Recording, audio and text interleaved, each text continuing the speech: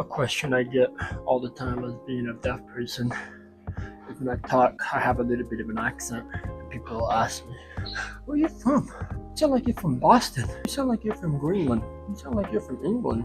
I usually have to disappoint people and tell them, "No, I'm just from Utah. I'm deaf. That's why I have a little bit of an accent." But when I tell people I have an accent because I'm deaf, they're always so taken back, like, "Oh my God, I'm so sorry. I had no idea." Like, it's fine. What am I supposed to do about it? Here? I don't think I'll be waking up here any day soon. It's not like I don't understand English. My problem is I can't hear English. Oh well.